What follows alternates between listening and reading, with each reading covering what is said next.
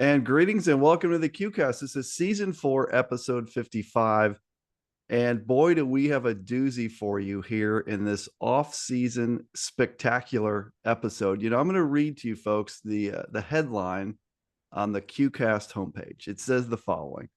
It says the QCast will be interviews with interesting people across many fronts with a focus on Division III athletics.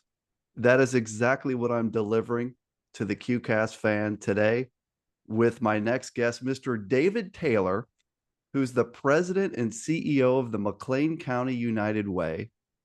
He is also an author, which is why we will be talking to Mr. Taylor today. He's also an Illinois Wesleyan class of 1995, DT, That 1995. is correct. That is correct. DT, how are you today? Did you ever think that you would end up on the QCast? Just tell the people how you're doing here today. Well, sure. Well, Bob, thanks for having me. Appreciate that. And what's the old saying? Long time listener, first time caller, kind of a That's thing. correct. So, Yes. long time viewer, first time being the subject of the QCast today. So it's exciting to be here.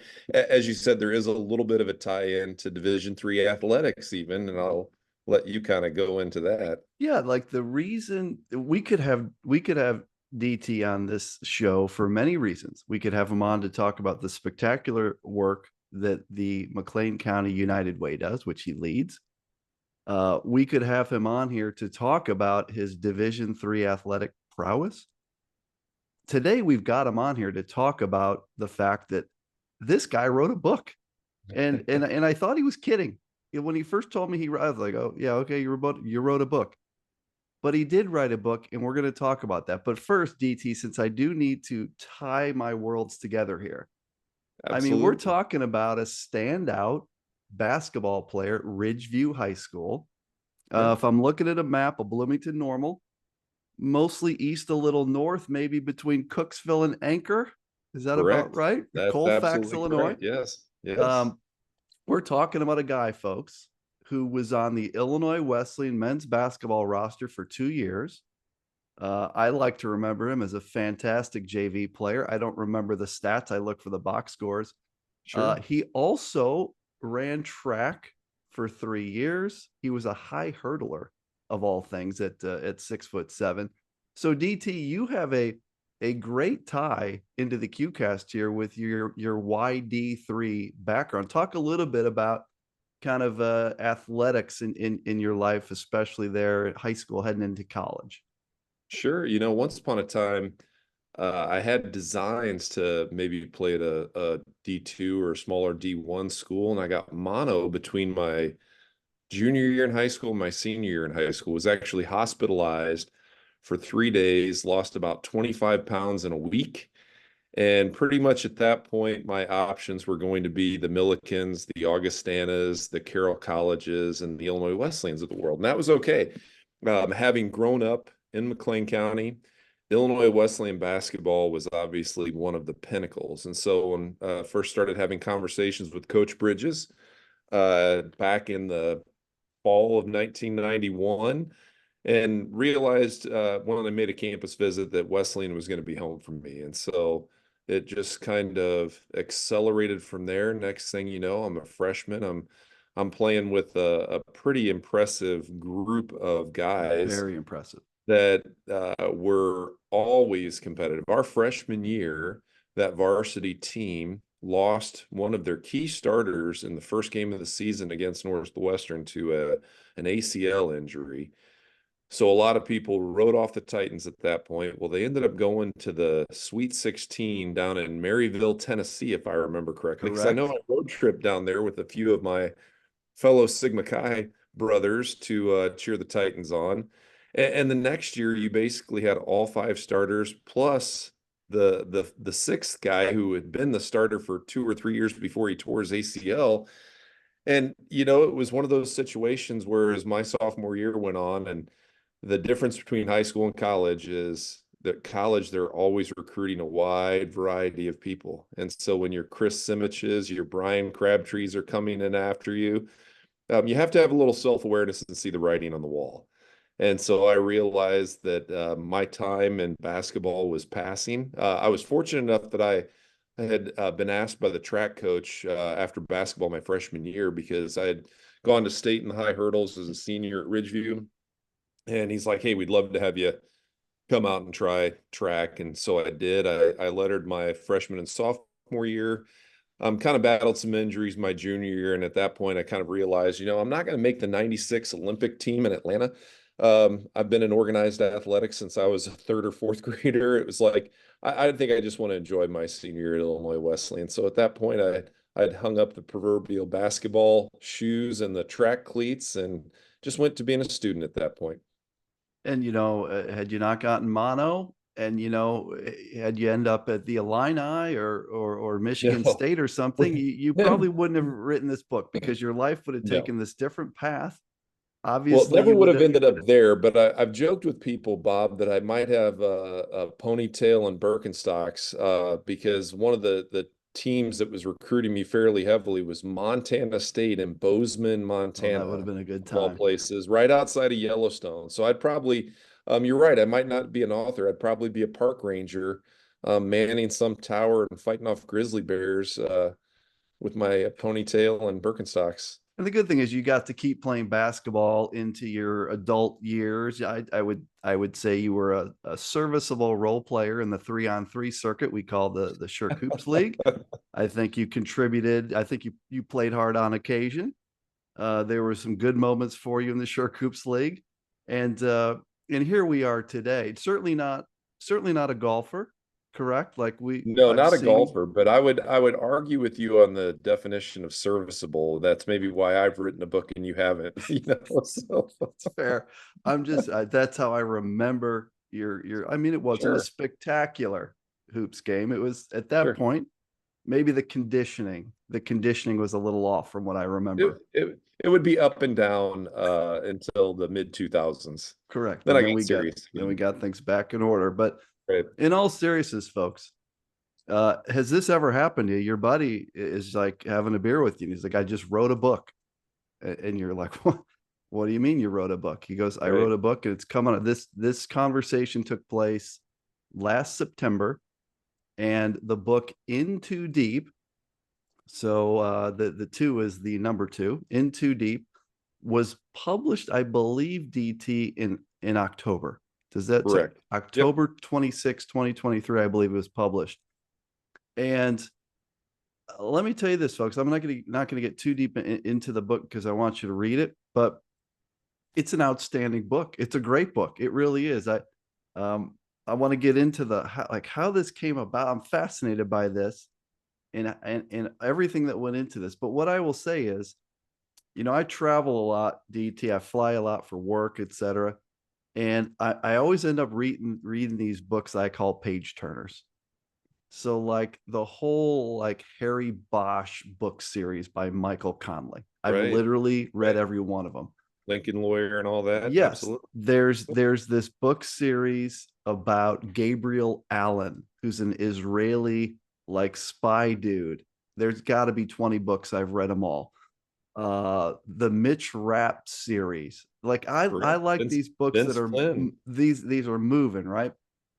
I will tell you this, DT, your book In Too Deep, I would stack right up there with those books, which as I was reading, it kind of shocked me. I was like, I can't stop turning the pages on DT's book here. Yeah. It's what I would call a thriller. Lead character, a guy named Cal Phillips, is an inspector in San Francisco. And the book, it kind of has a lot of themes going on. There's a lot of stuff. There's kind of a terror attempt situation in the works. There's some things going on both sides of the U.S.-Mexico border. There's a political convention, an open convention of all things, Right. that's playing out in Right. the book. There's a serial killer. There's a lot of stuff going on that all comes together. It's kind of like you see all these different things happening, and then they all come together. So let me just ask you this, DT. So when did you get the idea to write a book? Like, how the heck did this come about? Like, what year was it? And like, Right. how did this come about? So it actually goes back to late in high school, Bob. So yeah, I know you were a baseball player, both at Brother Rice and Illinois Wesleyan, right? Just Brother Rice, just Did Brother you ever Rice. did you ever play it? Coach Martell, he told me I was much too slow to play for the Titans. So I was just a Brother Rice Crusader, but continue. Okay, did you ever play any outfield when you were playing baseball? I did.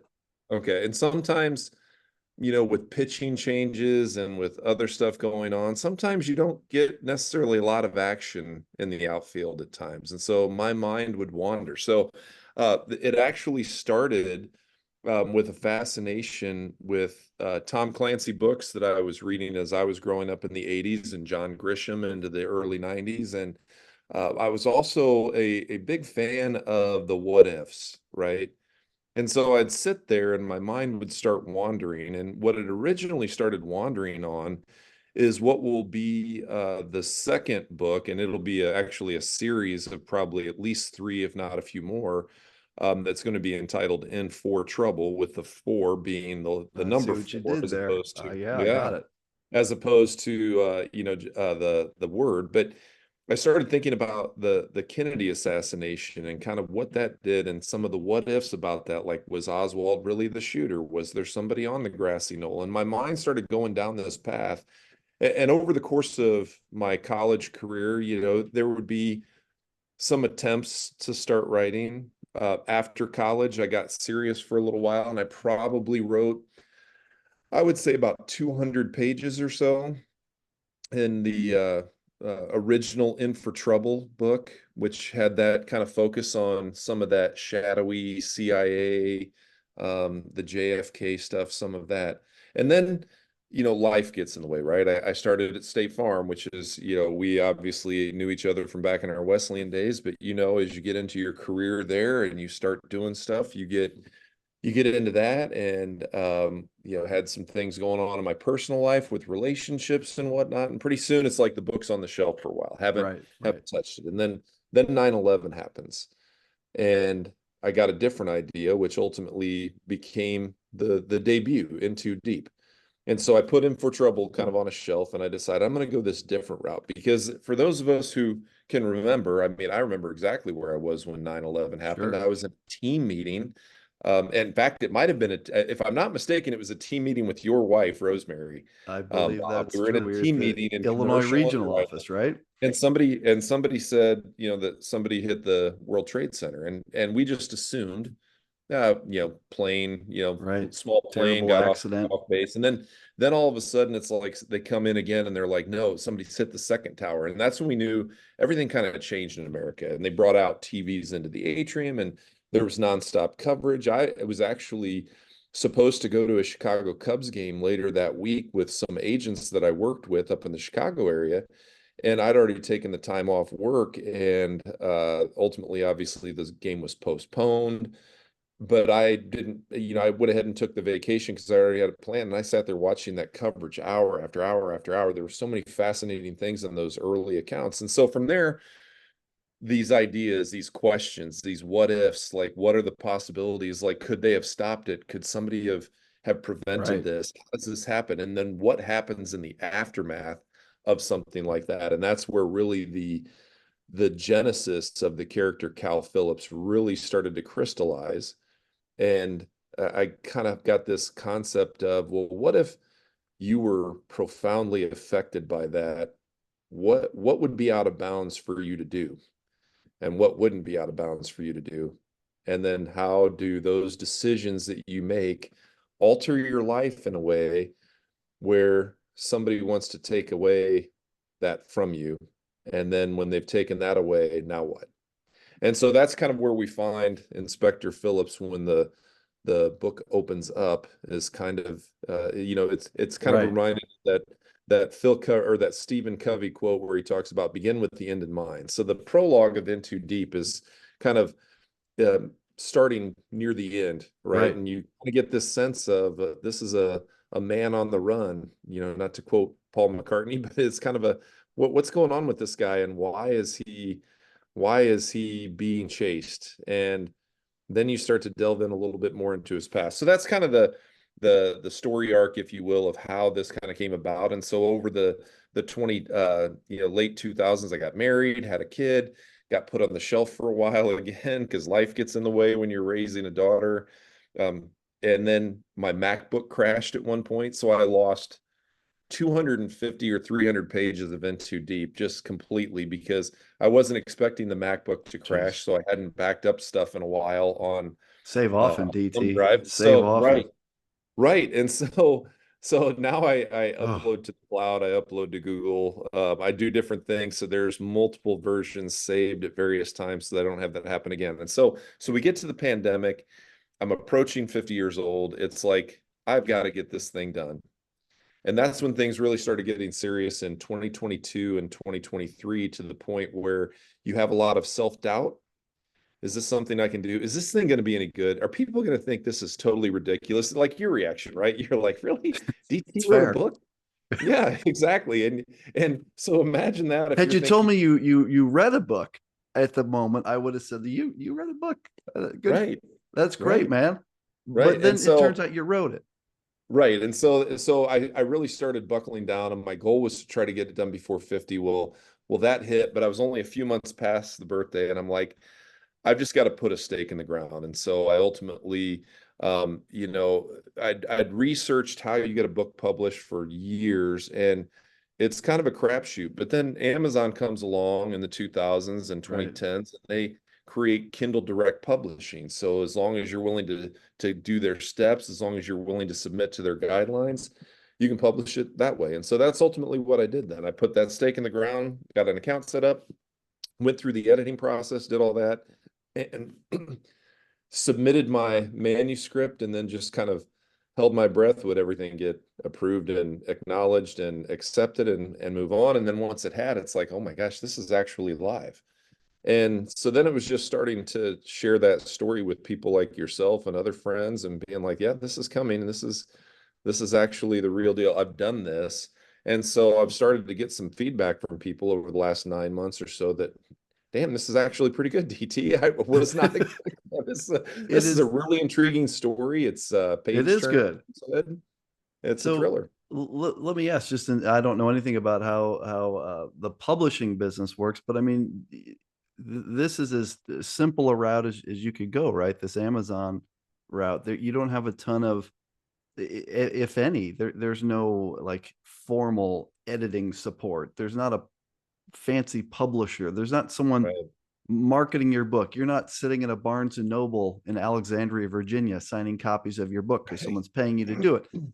So like, I mean, that seems pretty difficult to me. That's just a ton of work to get this thing from you're done writing it Right. to getting it in a place, a medium that people can even read it. How did you go about the editing process? Like Right. how does that even work? Well, and a lot of that, um, I'll talk a little bit about what I've learned with that too. So in doing this, it's like, is this my one shot to get something published, and it's gonna flame out, and then the dream dies, so to speak. In my mind, I always felt like there's more to it than just this one story, this one plot line for Cal Phillips and some of the other characters within the book. And so my desire was always to kind of pick back up with what I'd started in the early 90s with In for Trouble and make that a reality too. And so as I embarked on this, particularly in the 2022 2023 timeframe, you kind of are walking this tightrope of new ideas and scenes and other threads to follow, rabbit holes to go down. And sometimes you have to pull yourself back a little bit from that. And then there's the editing process where you like something and then you reread it and then you start tweaking it and you start overthinking things Right. and you start over analyzing and you start, almost hating some aspects of it to like, oh, that just stinks. And so it's kind of getting over some of that self-doubt as well too. Like, how do you condition yourself to accept that not everything has to be perfect, but if the story resonates, if you can feel that what the characters are doing is believable and is intriguing and will get people interested, then that's what you keep going down. And as I found with, obviously with this first story, when I uploaded it and it calculated the number of pages, it reads a lot faster than the number of pages I think says. There's a lot of white space and some of that. But one of the things I've realized as I've started working on book two is that I understand the process better now. I understand what it takes to kind of draft out kind of a framework for here are the basic themes, the basic scenes, the basic locales that I want to do. I've got a better structure in place. And I also know it doesn't need to be nearly as long, which is part of the reason why I've decided to break up In for Trouble into a series of books rather than maybe one longer Right. opus, if you will, like In Too Deep was in some ways.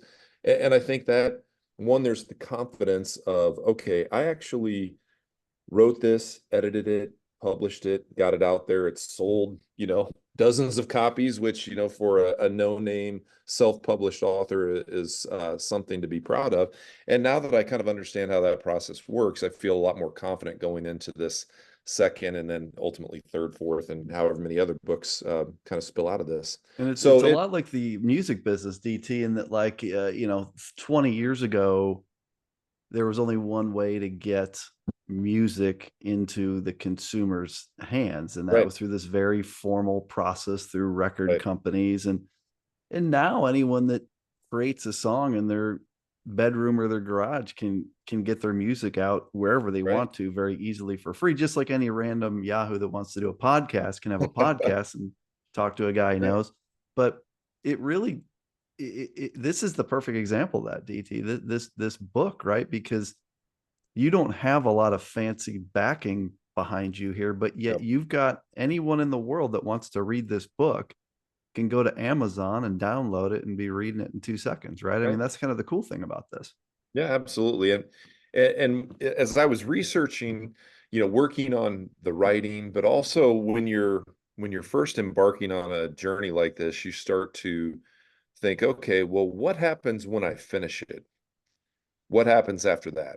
Right.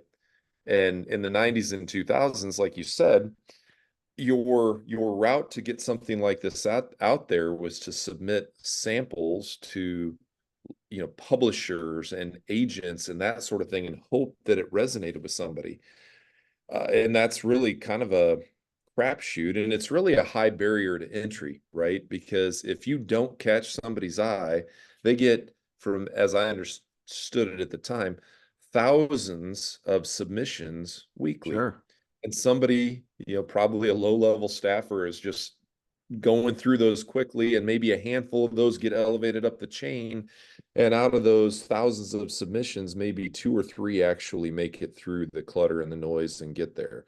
And as you said, Amazon and direct Kindle Direct Publishing. I've also probably within the next, probably by the end of August, I'll have it uploaded on Apple Books as well. I've been going through that process to get it into another platform, another market, because some of the people that I've talked to that are interested in reading it, they're like, well, I don't have Kindle, I have Apple Books. Is it on Right. Apple Books? And so now it's really, if you're willing to put in some of the work to do the research and go through the steps to get approved to publish something on a platform, you can do it. I think the challenge is a lot of Right. people maybe give up before they get to that point. Let me ask you a little bit about just the setting of the book and how Sure. you brought that to life so well. So the book is set, it actually happens in many places. A good portion of the book, there's a lot going on at the United States Mexico border, but Yep. the book is really set in San Francisco.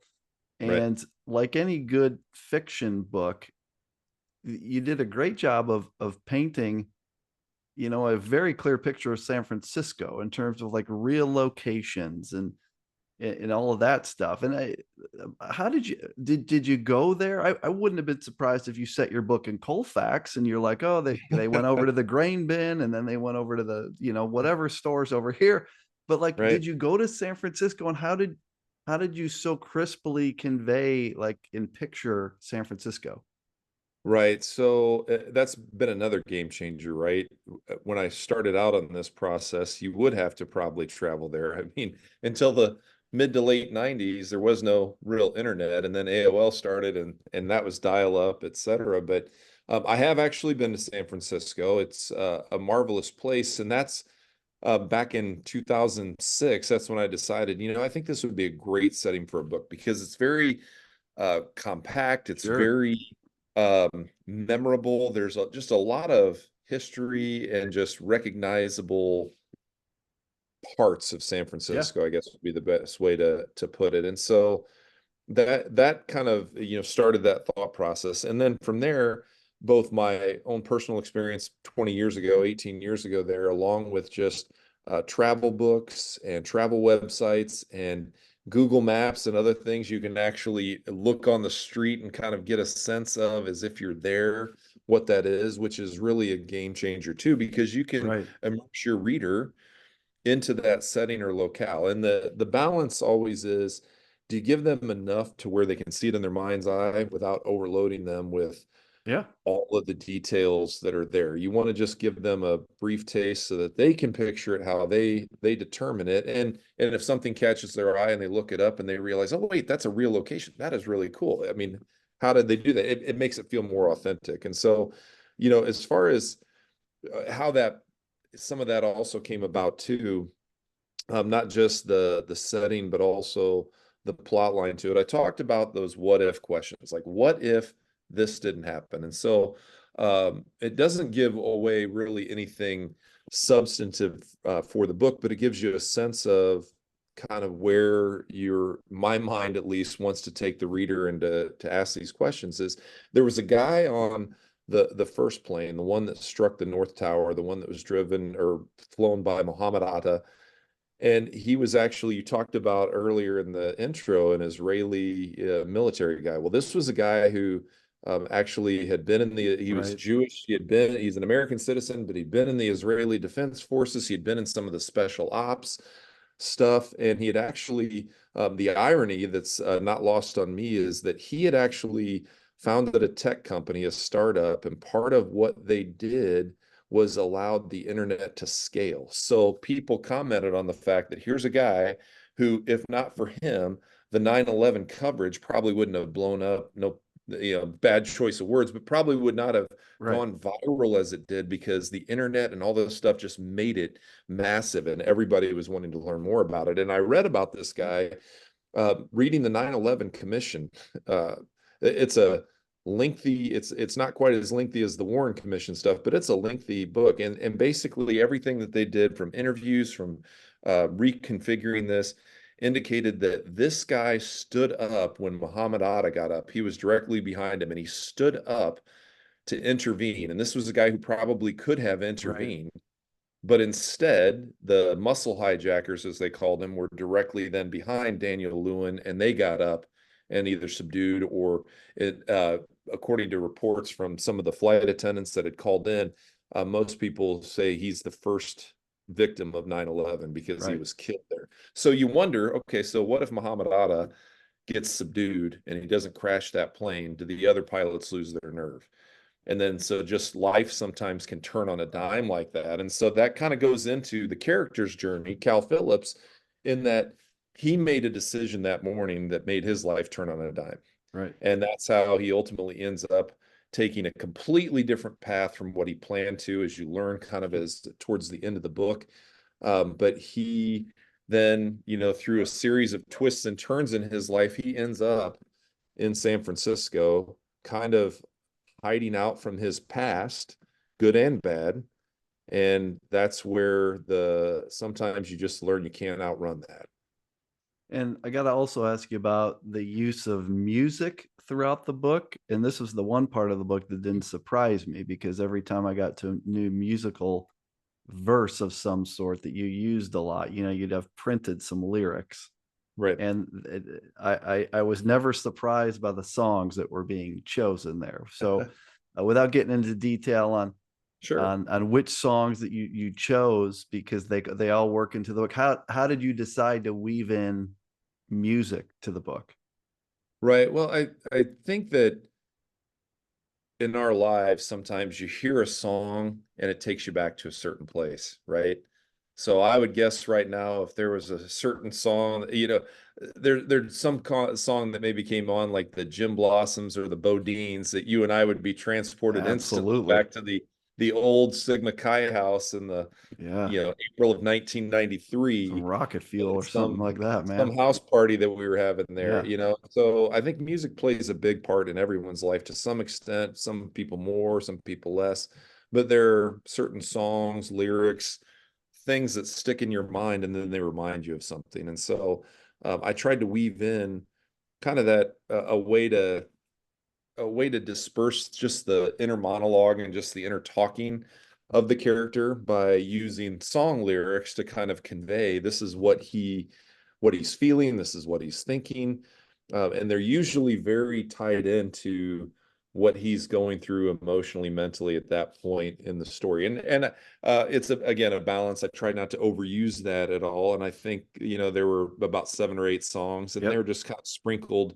in various parts, but they were usually signifying some sort of significant emotional mental moment on where Cal was in his journey that he's taking through this novel. And like I said, and I want to ask you a little bit about the sequel and kind of how we support that and what comes up next. But just in terms of In Too Deep, to make it clear, everyone can go out to Amazon Right. and super easy, like purchasing anything else. Amazon, boom, click, you got it. It's in your e-reader and you're off to the Yeah. races, right? So is there Yep. anything, any other ways that we can support In Too Deep other than the obvious, which is making a purchase and reading the Right. book? I would say give it a read. I think in our lives we've spent $7.99 on worse things than a novel from a first time self published author.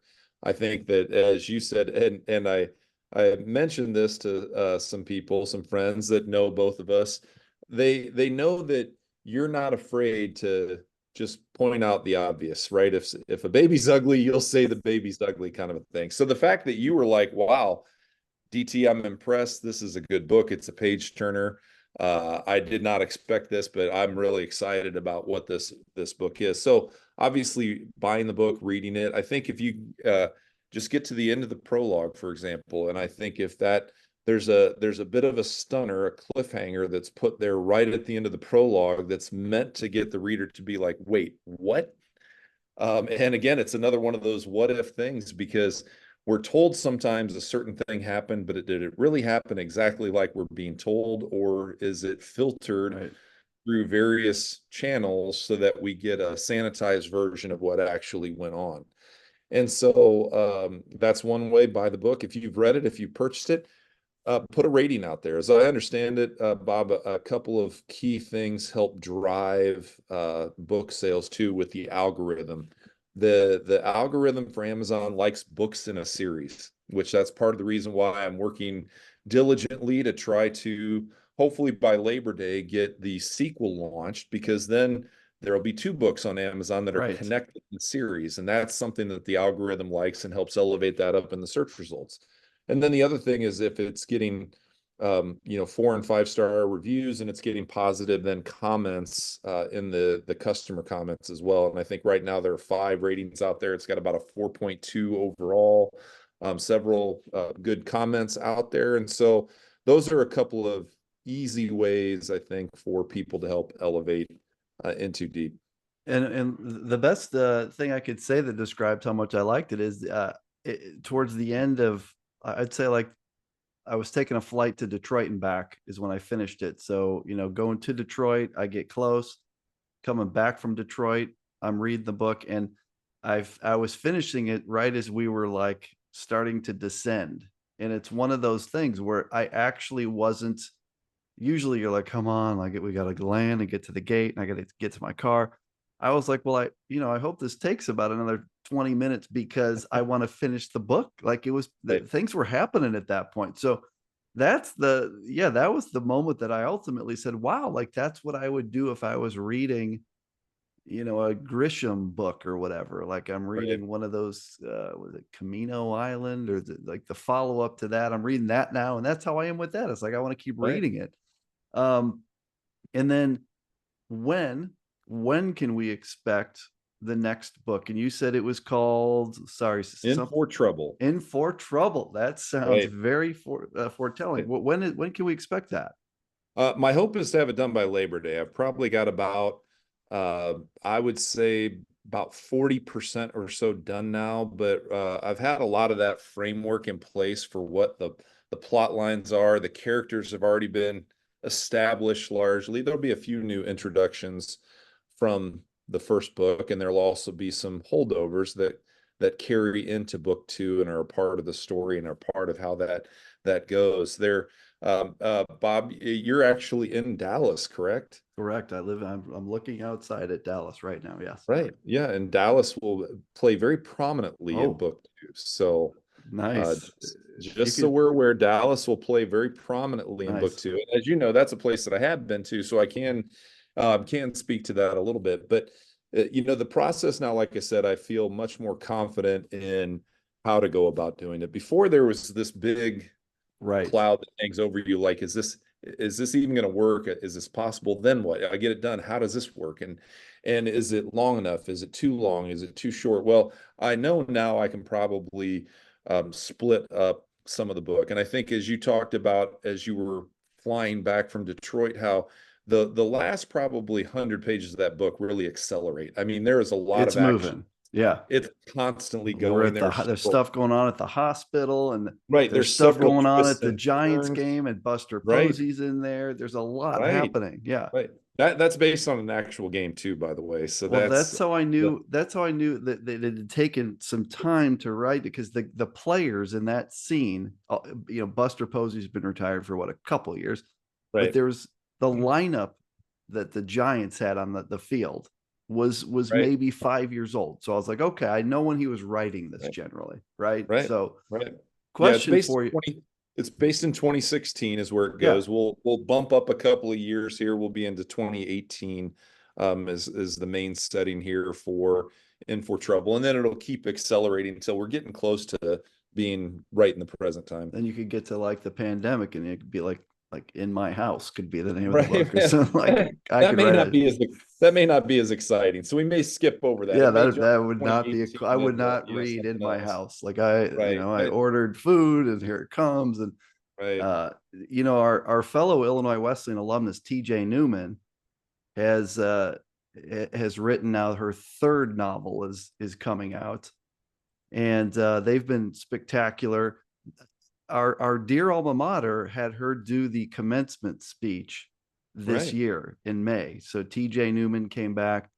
I'm wondering, DT, do you think you could get the call, or do you think, like, a political vetting, that some mistakes have been made in the past, and like maybe you wouldn't get through the vetting for the commencement? Is there a chance that you get up there? I'm not too worried about that. I think, as you mentioned, and the focus on this call is more about the book and all of that. But I've spent over a decade now running a nonprofit locally here and doing some real True. innovations addressing poverty and teen mental health and some of this stuff. So I think the book could be the thing that pushes me over the top potentially at some point in the next 10 years, Right. especially if it starts to accelerate and gains momentum. That's one of the best things about, I think, even what you're creating, with the QCast and some of your content that you do. There's a process, you're investing a lot of yourself in it, but when you complete it and it's there, it's always out there. And Right. so people are going to hopefully over time start to discover some of that content that's been created. In your case, the podcast and some of your other material. And for me, getting these books out there, a lot of it is there's a lot of blood, sweat, and tears that go into it. But then once it's done, it's there and anybody can get access to it. And it could, accelerate at any time. And so, that's the thing is I've talked to people that I trust, obviously, that have read the book or are almost done with the book, and it's consistent that wow, this is really actually well done. So I know that there's something there. Will it ever be a big hit, Bob? I have no idea. But at the same time, it's something that I enjoy doing. I love that creative process.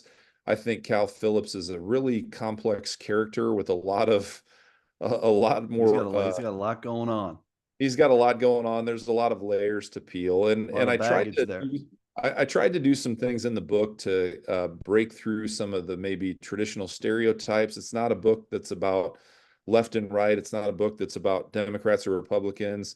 It's more a book about the human side of things and how everybody can be affected in certain ways by certain events, and they're on different sides of Right. it, but it affects each of them in a different way. And so for Cal, um, he's going to continue that journey of exploration of how he got to where he was. I mean, at the end of the book, as you know, there's kind of a cliffhanger, and Right. he's, so to speak, riding off into the proverbial sunset. And we wonder, when will we see Cal again? And I can tell you, book two, the prologue is about probably 4 or 5 pages. And when you get to the end of that, after about 5 or 10 minutes reading, I think it'll be more jaw on the floor than what it was with the prologue in the first book. Wow. Well, I'm looking forward to that, DT. And just a few final comments on mine, then I'll give it to you for any final thoughts Sure. for the QCast viewers. But huge respect for doing this, man. This is like I've probably had about 1,000 of these ideas in the last 20 years. Where I'm going to do this, I'm going to do that, I'm going to do this, and I don't think I've done any of them. And for you to have like taken the time and the discipline and the patience and the work to write this book, pretty incredible stuff, and it is a great book. So I hope people go to Amazon, download it, check it out. I guarantee you, bring it to the beach, bring it to your next flight or wherever, or if you're floating in the pool, this is going to be a book you're going to like. So kudos, DT, and I'll give you the final word on the QCast. What would you leave everyone with here today, DT? Well, sure. I think that one of the things that sometimes happen when you are creating something like this, and you're leading with these what if kind of scenarios, as you mentioned kind of early on, there's this idea at the Democratic National Convention that the candidacy of the president isn't settled.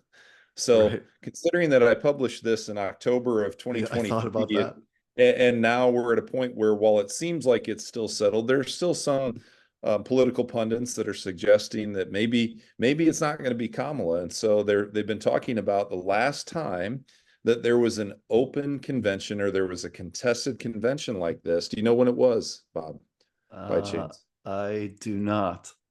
So it was 1952, Bloomington, Illinois, McLean County's Oh, own Adlai Adlai Stevenson Stevenson. II Yes, was the governor of Illinois, that's gave right. the opening speech at the convention, which also was in And I should Chicago. have known that because it is in the book. This is in the Right. book, and I It's in the forget. And I book, think yeah. you And even referenced the pantograph.